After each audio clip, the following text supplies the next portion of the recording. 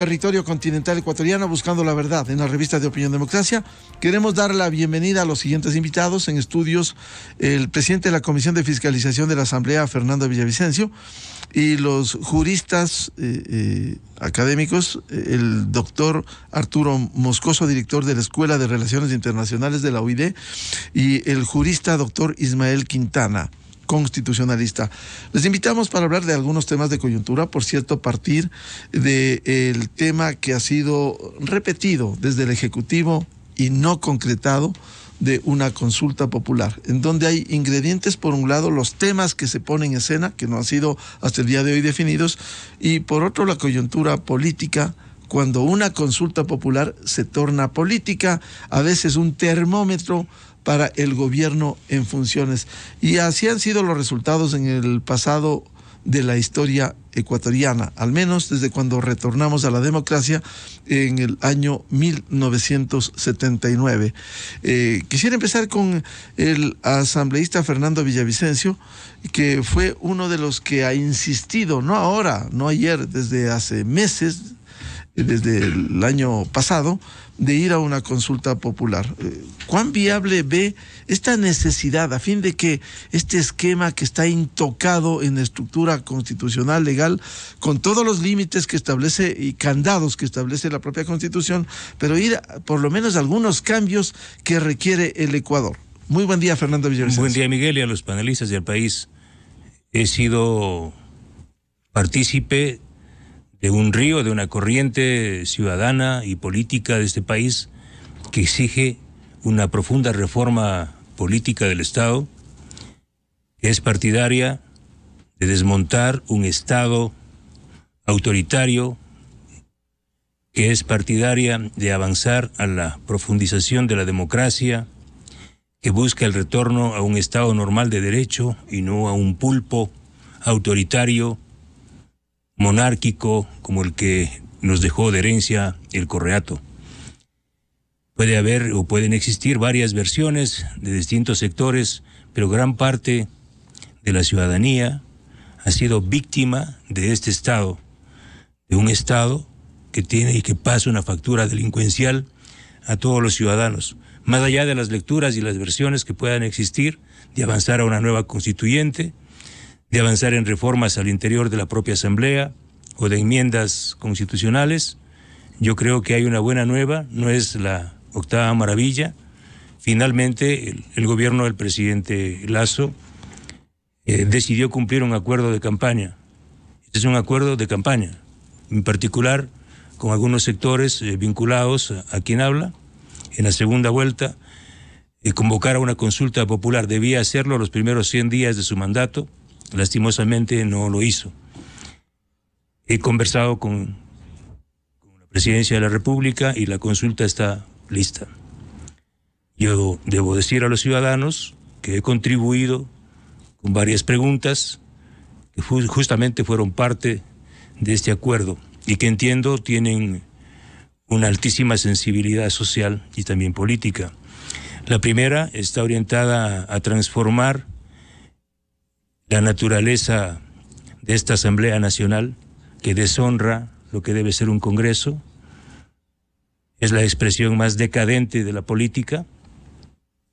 Lo que estamos viendo en los últimos días, lo que hemos visto en los últimos años es eso. Si ustedes pudieran estar media hora al interior de la Asamblea sin taparse la nariz, sería un éxito. Es la expresión de la decadencia. El planteamiento es avanzar a la reducción del número de asambleístas, al menos yo he planteado mejorar las condiciones y las cualidades de los candidatos a ocupar una curul. Y también estoy planteando que la elección de los legisladores provinciales sea a mitad de periodo, para evitar lo que acabamos de vivir, es decir, que este gran trampolín, que lleguen asambleístas que no saben leer ni escribir, que entraron no solo por la ventana, sino rompiendo el techo, que se sumaron a una campaña presidencial y que gracias al éxito de esos candidatos, y voy a dar nombres y apellidos, gracias al éxito electoral de Yacu Pérez, Pachacuti logró incorporar casi 27 curules. Lo propio Izquierda Democrática, y qué decir de UNES. Es decir, ahí hay asambleístas que en su vida hubiesen llegado al Parlamento por méritos propios. Entonces, para mí eso es importante. O sea, el tema de cómo mejorar el Parlamento, mi anhelo integral sobre el Parlamento es avanzar a un sistema bicameral con un Senado de altísimo nivel ético, político, incluso académico. Para ser senador de la República debería ostentarse mínimo un título de tercer nivel, haber servido a este país y obviamente no tener, por ejemplo, glosas confirmadas, informes con responsabilidad penal y otros. Porque muchos llegaron con esas glosas que tenían ya. Sí. Bueno, aquí luego ya los abogados, los constitucionalistas a veces se vuelven muy exquisitos en ese, pero este país exige una urgente reforma política y principalmente de la principal función del Estado, que es la Asamblea Nacional.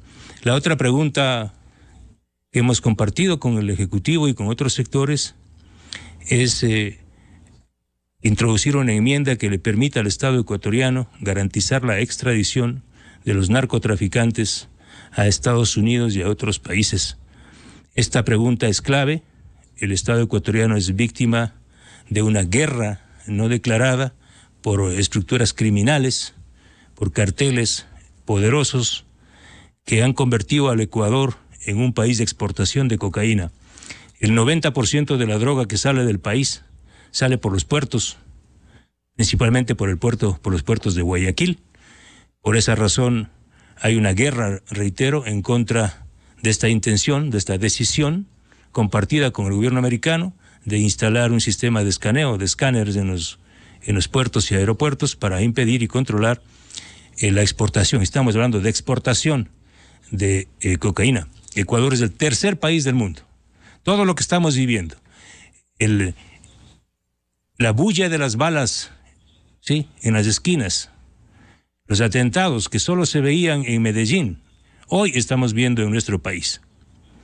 Esta pregunta la sociedad ecuatoriana tiene que responder, y yo estoy seguro, Miguel, voy a decir algo metafórico, el 150% de ecuatorianos respaldará la extradición de los narcotraficantes. Y esto es tan importante y coyunturalmente importante con lo que acaba de anunciar Petro en Colombia, porque los amigos de los narcos quieren suavizar las leyes para sus amigos, pues. Claro, el que haga acuerdo con el Estado no será extraditado. Cuando hace 20, 30 años, en la época de Pablo Escobar, se decía preferible una tumba en Colombia que una extradición, que una cárcel en Estados Unidos. Por eso, debatir este tema de la presencia de estos grupos narcodelictivos en el Ecuador. Si quieren podemos hacer un debate. Yo tengo información importantísima en la comisión sobre cómo prácticamente todas las actividades, gran parte de las actividades de las estructuras de este país están contaminadas con estas actividades ilícitas del narcotráfico. Es más, en el proceso electoral que se viene, vamos a ver la presencia incluso de candidatos que provienen de las filas del narcotráfico y candidatos que son auspiciados por estas bandas delictivas. Es tan grave la situación del Ecuador que podemos ver a organizaciones y estructuras de delincuencia organizada que participaban en acciones de corrupción o que participan en actos de corrupción en el sector público que están vinculadas a operaciones de narcotráfico. Entonces, reitero, esta es otra de las preguntas importantes. También para nosotros o para mí es trascendental poder acabar con el Consejo de Participación Ciudadana, este ogro, este monstruo. Pero esa es una reforma estructural. Sí, pero vamos a hacer una reforma parcial, una enmienda para quitarle al Consejo de Participación Ciudadana las facultades de designar autoridades de control. Esto no puede seguir. Pero ir a una asamblea o una función legislativa en otras condiciones, no una asamblea de esta calidad. No, obviamente. Estamos hablando de un instructivo completamente diferente para la selección de las autoridades de control. Sobre eso hay ya prácticamente los anexos de las preguntas que están siendo terminados y en los próximos días se dará cuenta al país. Y la otra pregunta que yo he remitido está orientada a la defensa del agua. He recogido las exigencias y y los aportes de amplísimos sectores del movimiento indígena, de la sociedad civil, de los grupos ambientalistas para defender las fuentes de agua, los ríos amazónicos, impedir que se siga realizando actividades extractivas como en el río Napo, minería aluvial que se llama. Esto es realmente un crimen ambiental, hacer minería a orillas de los ríos amazónicos, y también la extracción minera a cielo abierto en zonas de recarga hídrica, por ejemplo, como en los páramos del Cajas. Estas son las preguntas que yo he remitido a la Presidencia de la República y que entiendo han sido aprobadas ya y que serán parte de la consulta. Está decidida, eso sí puedo anunciar. Más adelante hablaremos del timing político porque es importante. Bienvenido al doctor Ismael Quintana. ¿Cómo ve con estos antecedentes, estos puntos que ha señalado el asambleísta Fernando Villavicencio de ir a una consulta popular? La reforma política creo que es un clamor en el Ecuador. Habrá que hacerlo bien para no seguir con este esquema que le tiene atrapado al país. Doctor Quintana, buen día. Buenos días, Miguel. Un abrazo para usted, un saludo para el asambleísta Villavicencio, un saludo para Arturo Moscoso y para quienes nos están escuchando a través de Radio Democracia. Hay varios temas que ya se han intentado modificar antes de lo que menciona el asambleísta Villavicencio. Por ejemplo, el asunto del cambio de estructura de la Asamblea Nacional, así como el tema de este órgano tan inútil del Consejo de Participación Ciudadana. Son asuntos que los trató de llevar adelante, usted recordará, el Comité de Reinstitucionalización Democrática, que lo lideraba Pablo Dávila y otros ciudadanos.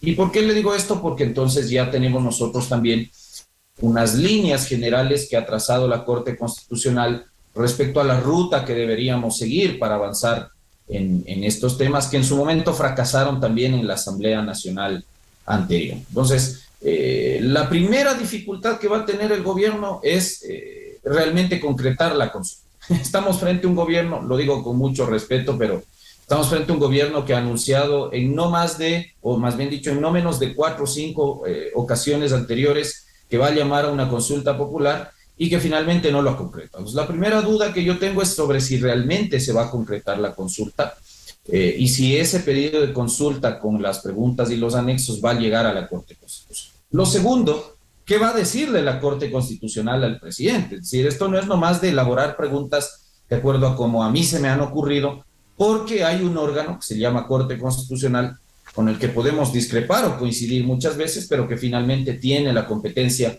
para determinar la vía. Entonces, lo primero que el gobierno debe tener claro es que este cuestionario, este proyecto de consulta popular, veremos si va a ser mixto, es decir, habrán preguntas de orden plebiscitario, tal vez hayan preguntas que tengan que ver con modificación constitucional, y en eso la Corte va a tener que darnos la vía.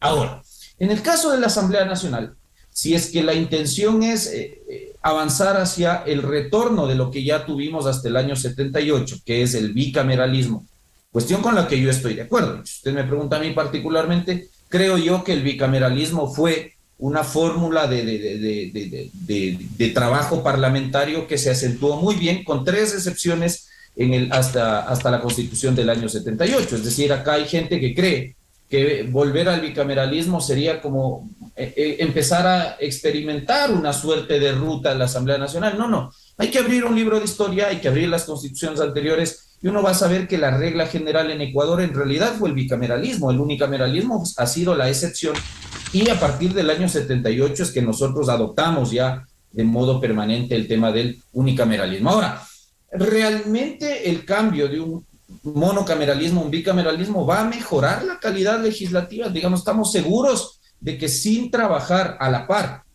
porque podemos discutir, está bien, volvamos al bicameralismo, pero si no trabajamos realmente en consolidar un sistema de partidos políticos, que es lo que acá no tenemos, seguramente en 3 o 4 años nos vamos a seguir quejando de la calidad de legisladores que tengamos, y va a ser al doble, porque nos vamos a quejar de la Cámara Alta y nos vamos a quejar de la Cámara Baja. Sin lugar a dudas, el tema del bicameralismo o del monocameralismo es un tema de conveniencias y de gusto. Es decir, si usted abre cualquier libro de derecho parlamentario, usted va a encontrar que cada sistema le ofrece notorias ventajas, pero también notorias desventajas. Por ejemplo, usted le diga que un Congreso, un Parlamento bicameral ralentiza el trámite de formación de la ley y ralentiza el trámite de los juicios políticos, porque evidentemente esto se tiene que llevar con un control doble, es decir, el proceso avanza en una cámara y luego hay una ratificación, un control en una segunda cámara. Otros dicen, no, en eso yo no veo una desventaja, sino más bien una ventaja, porque hay un control final, ¿no es cierto? Y por eso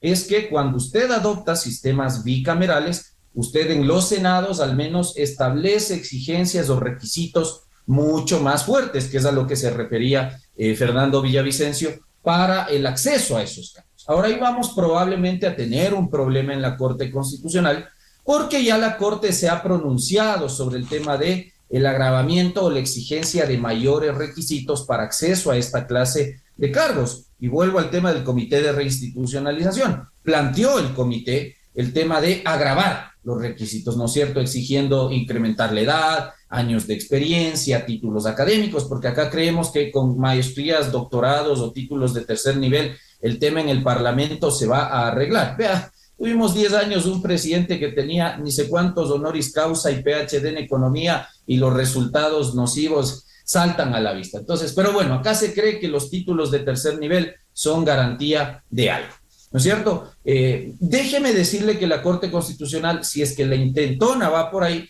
seguramente la Corte le va a decir que no, que eso es inconstitucional, que eso es discriminatorio, que eso es regresivo de derechos, porque eso ya lo dijo en el año 2019, cuestión con la que yo no estoy de acuerdo. Es decir, yo no creo que pedirle a una persona presentar su título de tercer nivel, o lo que dice Fernando Villavicencio, acreditar que no tiene glosas en la Contraloría General del Estado, o que la Contraloría no ha emitido en su contra informes con indicios de responsabilidad penal, que se conviertan estos en requisitos de acceso al cargo, vayan a ser inconstitucionales, discriminatorios o regresivos de derechos. Solamente yo dejo sentado que hay ese antecedente y entiendo yo que el equipo jurídico del presidente leerá pues al menos los dictámenes de la Corte para tratar de sintonizarlos con ellos y que esto no se convierta en una pérdida de tiempo.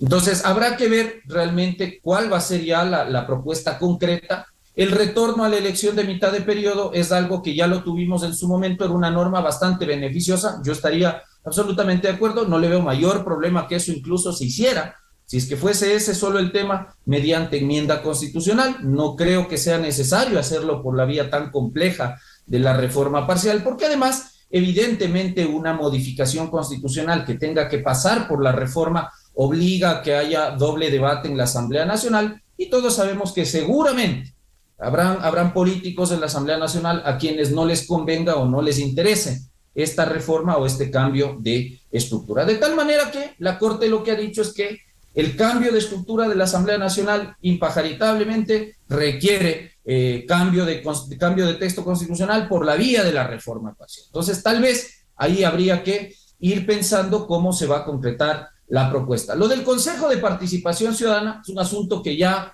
creo que ya no sabemos cómo hacerle presente al presidente de la República que este órgano es inútil y que es un chocolatito para los políticos, porque evidentemente se torna en tentación, ¿no es cierto? Pero es un órgano que en los hechos ha renunciado a su facultad principal, que es designar autoridades. El Consejo presidido por Tuárez, o luego por el Karateka, o luego por Almeida, y ahora por Hernán Ulloa, no ha podido nombrar una sola autoridad de control. Pero dígame, Contralor, Defensor del Pueblo, Defensor Público, renovación del Tribunal Contencioso Electoral, renovación del Consejo Electoral. No puede nombrar presidente del Consejo de la Judicatura, pero sí no pudo nombrar superintendente de bancos. Esta es la demostración más clara de que aunque se cambió el sistema de designación en febrero de 2018, ese órgano es inútil. Y ojalá el presidente Lasso termine de comprender esto y cumpla su palabra. Yo recuerdo que esa fue una oferta de campaña, no el cambio o no la variación de competencias constitucionales, sino la desaparición del órgano. Ahora, habrá que ver por dónde se decanta el presidente. Si el presidente se decanta por la opción de promover la desaparición del Consejo, que fue su propuesta original, la Corte Constitucional también ya ha señalado qué se debe hacer en ese caso, y en ese caso la Corte ha dicho, como altera la estructura fundamental de la Constitución y los elementos constitutivos del Estado, para desaparecer a este órgano se requiere reforma parcial a la Constitución. Si es que en cambio El presidente lo que dice es no me quiero complicar con esta Asamblea Nacional porque voy a necesitar votos en el caso de la reforma parcial, entonces vamos por una enmienda constitucional con referéndum directo, aplicando el 441 número 1 de la Constitución. Entonces voy a mantener el Consejo de Participación Ciudadana, pero le vamos a restar la facultad nominadora. En cualquiera de los dos casos, la respuesta es, ok, digamos, la Corte te dice, le vas a restar facultades, va por la vía de la enmienda. ¿A quién le vas a devolver esa facultad?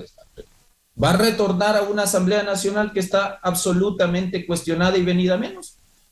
Es decir, ¿a qué quiero ir con esto? Entiendo que el equipo jurídico del presidente va a tener que diseñar todo un sistema de transición que va a tener que acompañar a este posible proyecto de reforma constitucional, porque caso contrario, claro, ¿desde cuándo va a empezar a regir esta modificación constitucional? Si es que el Consejo se queda en funciones, pero le quito la facultad nominadora, porque según el 106 de la Constitución, las decisiones adoptadas vía consulta popular, enmienda y reforma constitucional son de inmediato y obligatorio cumplimiento.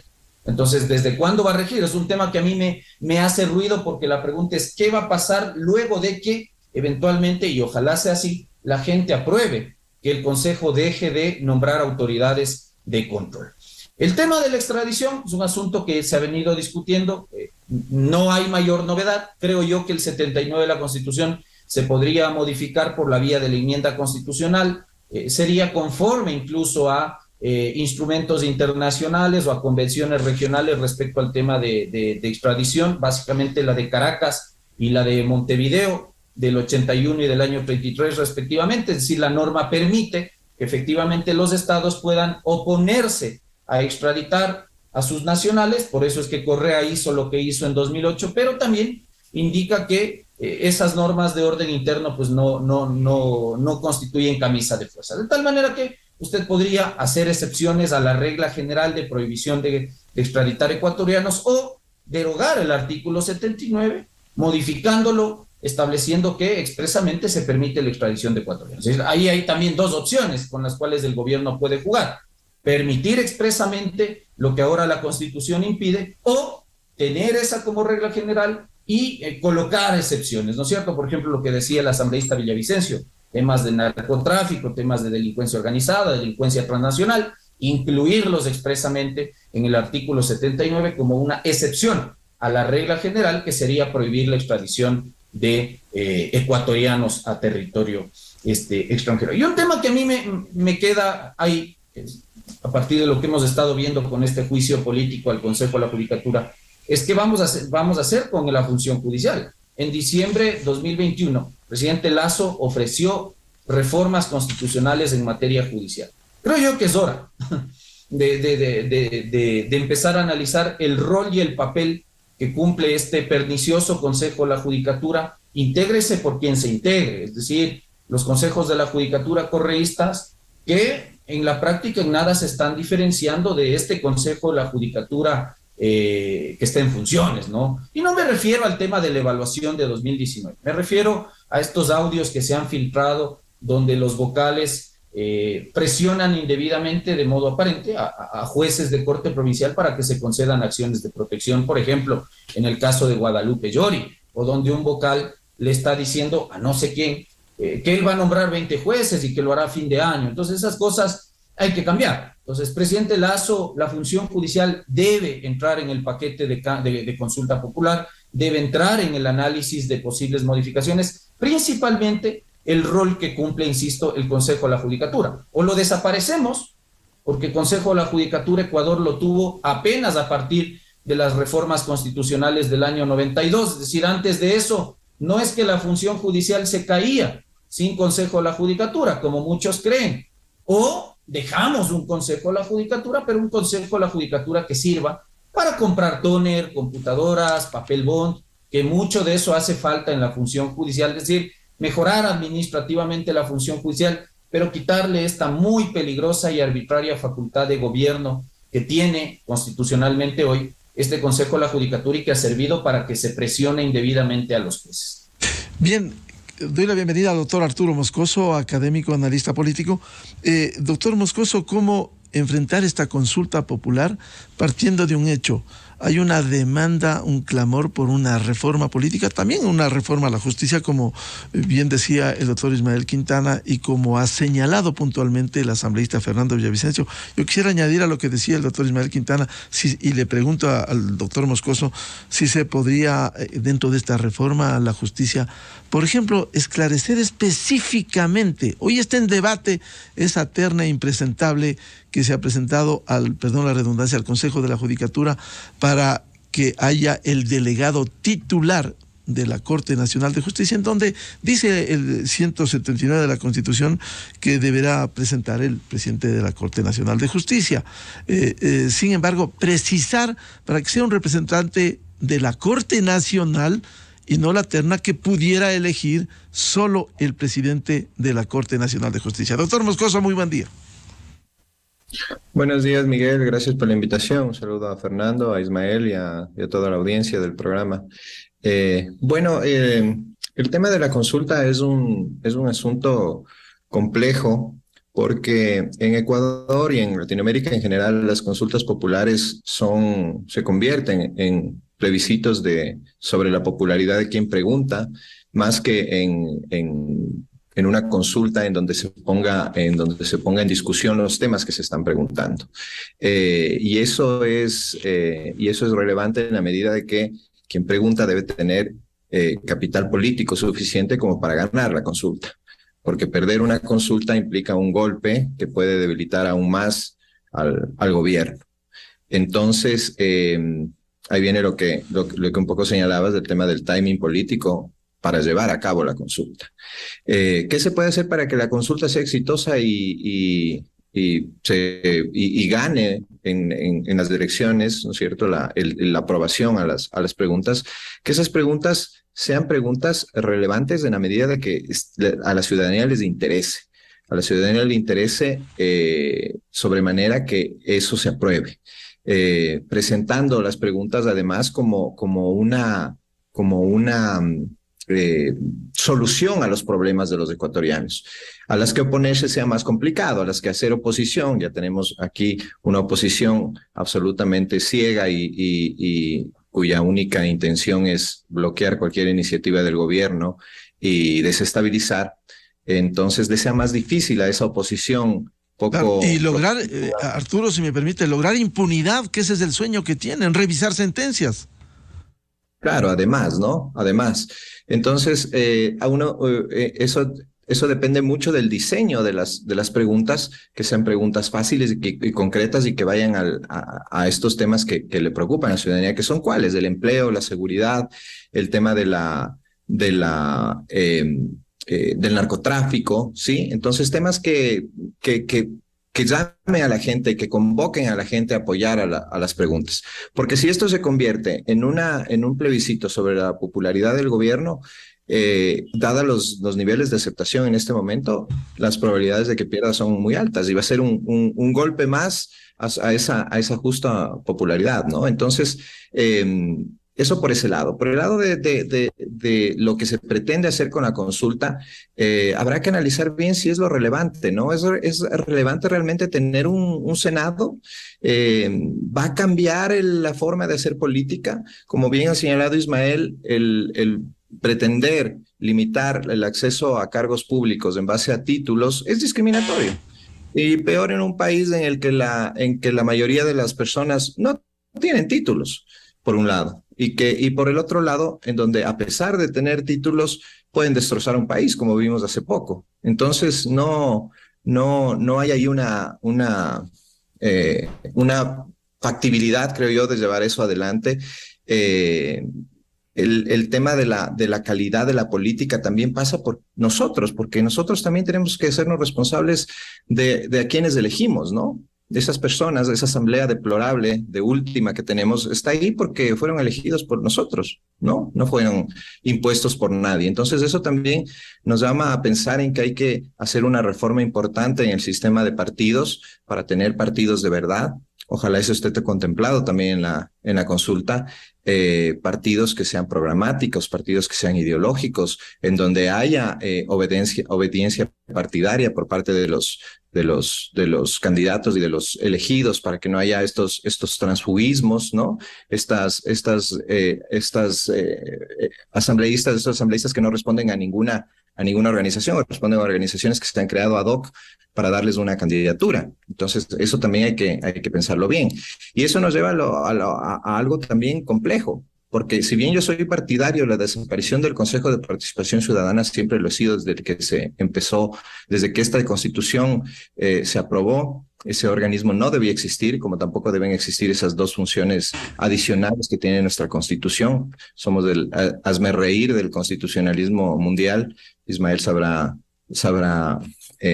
decirlo también.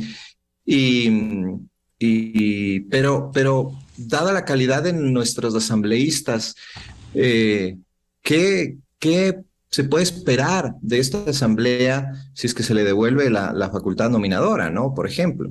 Entonces, eso es un tema también a considerar. Entonces, no puede ir la desaparición del Consejo de Participación Ciudadana o la eliminación de su facultad nominadora si no está de la mano con una reforma política importante en cuanto al sistema de partidos y a la forma en que son elegidos los asambleístas, ¿no? Además, tiene que haber la obligación de los asambleístas de pasar por una escuela legislativa. Creo que es importantísimo que aprendan al menos lo mínimo, al menos procesos parlamentarios, que ni eso saben, ¿no?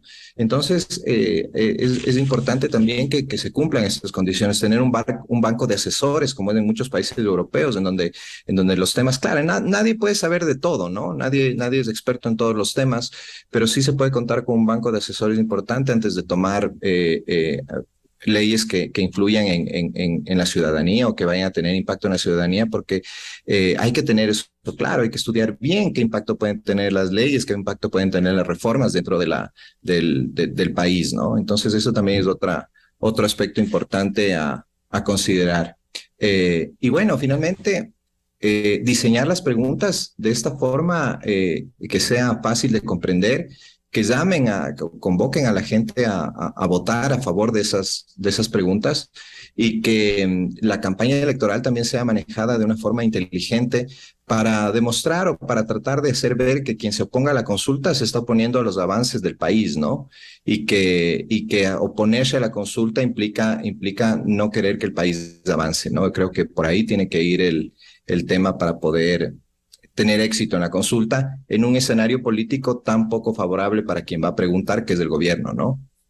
Claro, concienciar, y eso quiero consultarle a Fernando Villavicencio, concienciar a los ecuatorianos, si se va a meter temas de seguridad, temas del agua, temas emblemáticos, tema de la reforma política, concienciar debidamente a los ecuatorianos sobre esa necesidad. Si tanto criticamos, denostamos a este sistema político, a esta estructura política, a esta Asamblea Nacional, sería lo indeseable que más allá del presidente de turno, que por cierto ha sido una medición en el pasado de los resultados de las consultas populares, se eche a pique esta reforma política y esta consulta popular. ¿El timing político cuánto puede jugar, Fernando?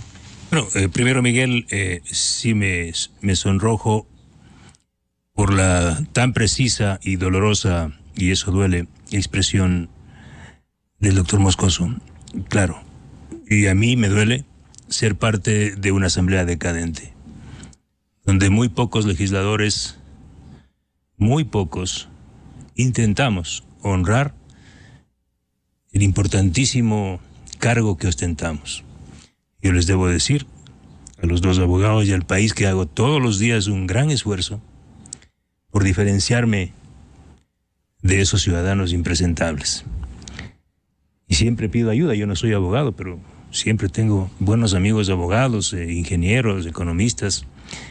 Efectivamente, un legislador no tiene por qué saber todo, pero tiene que ser humilde y saber representar a un país. Eso intento hacerlo, porque ustedes pagan mi sueldo. Debo precisar un hecho que es importante, justamente para intentar impedir que se presente una consulta popular como la consulta del gobierno.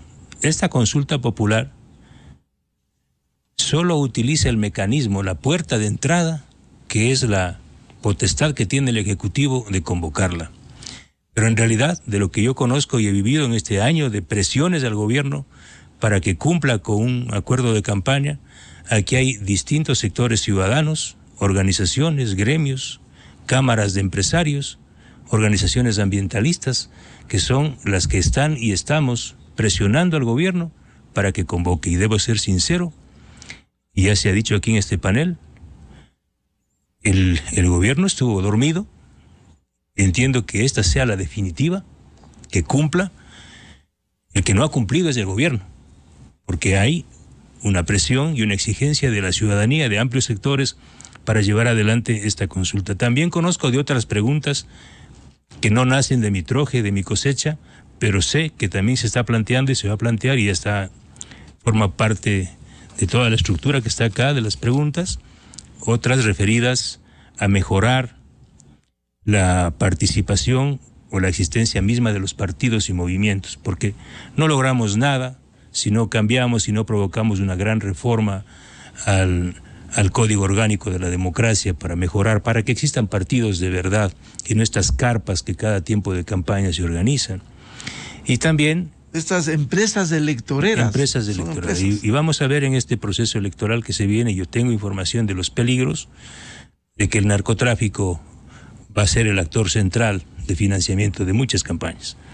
Eso ya veremos en la campaña cuando se revelen datos muy importantes. Entonces, yo creo que esta consulta popular puede convertirse, reitero, en una puerta para abrir y empezar una profunda reforma política del Estado. No va a resolver todos los problemas. Tampoco comparto, y mejor dicho, comparto el criterio y los criterios de acá, de que no, lo importante no es tener 20 títulos en este país. Nos han gobernado gente que ha sacado 14 títulos y premios. PhD. Sí, es decir, esa no es una condición básica. Y también las responsabilidades de los ciudadanos. Pero hay temas muy sentidos, como el tema del narcotráfico, el tema de la seguridad, que son justamente preguntas trascendentales que constan en esta consulta popular. Sobre el tiempo, ese es el tiempo. Yo más bien lo que convocaría es a la ciudadanía que haga suya esta campaña, reducir el número de legisladores. Sí. Vamos a ver, y efectivamente yo coincido que mejorar la calidad de los mismos, podemos encontrarnos con una oposición y una negativa de la Corte. Y también quiero decirle que la Corte Constitucional tiene que ponerse del lado de la gente, porque entiendo que hay sectores tan garantistas, pero tan garantistas, que no querrán mover un cero o una vocal o una consonante para facilitar que este país cambie. En todo caso, aquí estamos, y yo convoco a la ciudadanía que sea parte de este proceso. Reitero, haremos una campaña, yo estaré parte y seré parte de esta campaña, no de convencer, de sensibilizar a la sociedad por los cambios que necesitamos y son de urgencia. Doctor Ismael Quintana, el timing político, ¿cómo lograr? Porque el anhelo de la mayoría de ecuatorianos es que haya una reforma política. Está hastiada de este sistema, de este código de la democracia, de estas empresas electoreras. El timing político por un lado, y por otro, cuando se conozca oficialmente los contenidos, a fin de convencer a los ecuatorianos más allá de posiciones politiqueras que se exhiben en el país.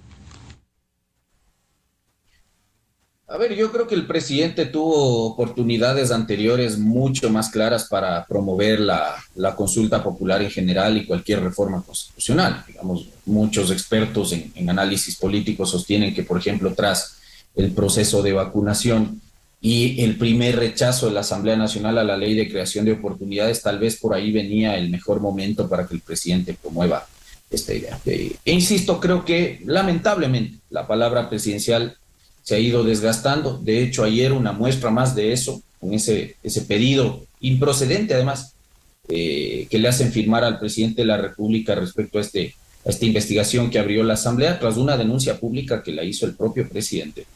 Eso hace que la gente cada vez crea menos en la palabra presidencial. Un presidente que ya ha anunciado consultas populares, insisto, 4 o 5 veces anteriores. La última que le escuché, si la memoria no me falla, fue entre enero o febrero de 2019, donde el presidente dijo que incluso él pensaba en promover la desaparición del Consejo de la Judicatura. Sin embargo, poco tarde, creo que ahora es tarde, y en esto yo coincido con Arturo. Creo que el momento de aceptación que atraviesa el presidente de la República no es de los mejores, pero acepto y reconozco la valentía de un presidente que, pese a que sus números de aceptación hoy en día no son los mejores, se ha puesto al hombro por fin y de una buena vez el tema de la consulta popular. Yo no entiendo realmente mucho el hermetismo de él y de su equipo, ¿no? De esto de decir, sí, ya pronto anunciaremos. Vea, anuncia al país los temas que vamos a discutir. Hoy, por lo menos, Fernando Villavicencio, sin ambaje, nos ha traído 3 o 4 temas. Del resto, esto es un completo, adivine usted lo que va a salir. Entonces, haga público esto para entre todos poder ayudar a construir un buen cuestionario y unos buenos anexos. Es decir, si es que esto va a ir, yo quisiera que esto salga bien, no quisiera que esto se entorpezca, por ejemplo, en la Corte, o que luego esto peor resulte rechazado en la ciudadanía. Entonces, no creo que hoy es el mejor momento para que el presidente promueva una consulta popular, pero creo que también seguir pateando la pelotita hacia adelante por las encuestas no es lo adecuado, porque cuando el presidente regrese, a ver, pasarán 2 o 3 años del periodo de gestión sin haber promovido las reformas y las modificaciones que él había impulsado cuando fue candidato, y creo que esta es una promesa de campaña que se debe cumplir, aunque ahora para mí es un poco tarde, se debe cumplir, y en aras de que esto se haga por la institucionalidad del país, creo yo que quienes al menos creemos que hay que mejorar en algo este despelote constitucional que tenemos establecido desde 2008, tenemos que tratar de apoyar en la mayor medida para que esto salga bien. Entonces, ojalá, cuando esto se concrete, si es que se llega a concretar, las preguntas sean buenas, sean concretas, sean bien elaboradas, se hagan leyendo la jurisprudencia de la Corte Constitucional para que esto no fracase.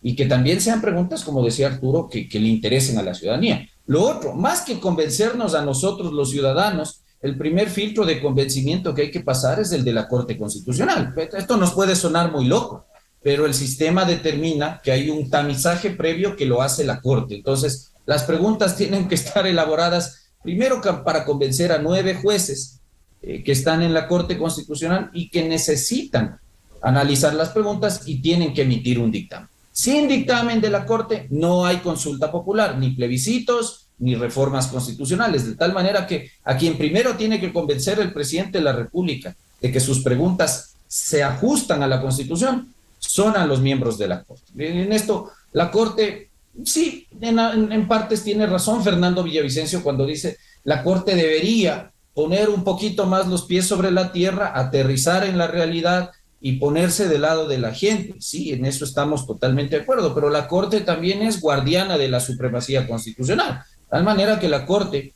no por sintonizar con las necesidades populares, va a tener que dejar de lado la norma a la que está llamada a defender. De tal manera que el primer filtro entonces es la Corte, hay que convencer a la Corte Constitucional de que estas preguntas son conformes a la Constitución, y cuando tengamos ese dictamen, cuando tengamos claridad sobre los temas y la vía que vamos a seguir, entonces empezar a convencer a la gente por qué esta porquería de Consejo de Participación Ciudadana nos hace perder tiempo y nos hace perder plata que debería ser invertida en otros temas como educación, como salud, como otras cosas, ¿no es cierto? Porque un Consejo de la Judicatura con el poder que tiene es nefasto para la independencia judicial, porque el día de mañana cualquier ciudadano de a pie que lleve un caso a un tribunal que esté integrado por jueces sometidos al poder político de momento, que es el Consejo de la Judicatura, está mal, ¿no es cierto? ¿Por qué la Asamblea Nacional no está funcionando de la manera en que todos esperaríamos, con legislación, con fiscalización oportuna, precisa? Eso hay que explicarle a la gente. ¿Cuál es la ventaja de reducir el número de asambleístas? ¿Cuál es la ventaja de retornar a la elección intermedia o de mitad de periodo, que la tuvimos desde el año 84 hasta la Constitución del 98? Es decir, recordarle a la gente los beneficios de haber tenido esa clase de convencer a la gente. Está el gobierno, está el presidente de la República en esa línea de comunicar a la ciudadanía las ventajas de una consulta popular de esta magnitud. Lo veremos en el tiempo. Claro. Es decir, hoy en día hay muchas dudas sobre eso. Esa es una debilidad que hay que decirlo que ha tenido el Ejecutivo. Doctor Arturo Moscoso, el timing y por otro lado convencer a la Corte Constitucional para que se viabilice esta necesidad que tiene el Ecuador de una reforma política, de una reforma judicial. Sí, por supuesto, yo concuerdo con Ismael. Creo que es importante que la Corte Constitucional, más allá de su papel de vigilante del cumplimiento de las normas constitucionales y sobre todo de las normas de derechos humanos, también tiene que hacer una reflexión, creo yo, y los jueces constitucionales tienen que hacer una reflexión sobre la necesidad de hacer una reforma política profunda en el país para justamente evitar este tipo de estancamientos y empantamientos que estamos viendo ahora, ¿no? Entonces, creo que más allá de este papel técnico, también tienen que tener un papel político, que de hecho lo tienen, ¿no? Un papel político que también tienen que tomar en cuenta al momento de decidir, ¿no? Y no digo yo que pasen por alto ni la Constitución ni los cuerpos de derechos humanos, pero que sí hagan un análisis también en ese sentido para ver las posibilidades de permitir una reforma profunda que es necesaria en el país, ¿no? Porque además tenemos una Constitución muy mal elaborada, ¿no? Muy mal hecha. Entonces creo que ese también es un papel importante de la Corte, el coadyuvar a que tengamos un mejor instrumento jurídico que es el que al final rige para todo, para cualquier cosa que se quiera hacer en este país, ¿no? Y el timing, nuevamente, ya lo dije y lo ha dicho también Ismael, es complicado para el gobierno, ha perdido oportunidades importantes para llevar a cabo una consulta popular exitosa. Como dije también, es tradicional que las consultas en nuestro país se vuelvan un plebiscito, un referéndum sobre la popularidad del presidente o de quien pregunta y no sobre el contenido de las preguntas. Esto puede degenerar simplemente en una campaña de apoyar al gobierno o no apoyarlo más que en fijarse en el contenido de las preguntas. Y por eso el contenido de las preguntas tiene que ser poco oponible, es decir, que quien se oponga a esas reformas quede en evidencia de que se está oponiendo por oponerse más y por retrasar al país más que porque el que pregunta sea el gobierno, ¿no? En esa medida, lo que ha dicho Fernando en relación a cómo se puede manejar, o sea, cómo se puede volver esta consulta más una consulta ciudadana que del mismo gobierno, me parece una estrategia interesante que se puede utilizar ya en el momento de la campaña.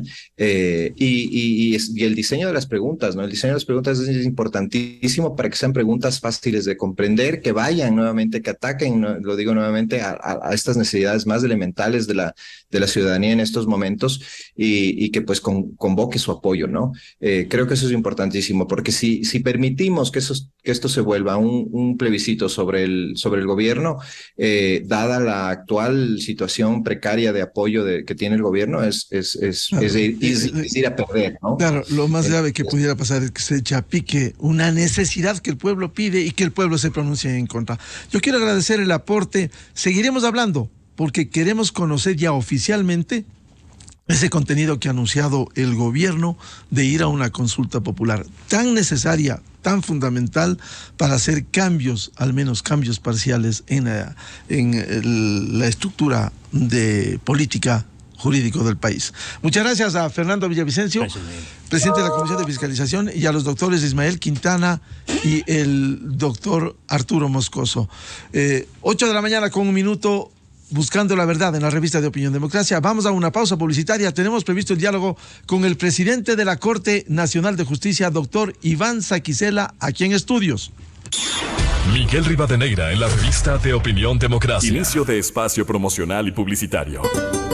El Dorado Restaurante, cocina peruana e internacional creada por el chef Ovidio Gabela. Un servicio de primera, exclusivo, relajado, con áreas privadas.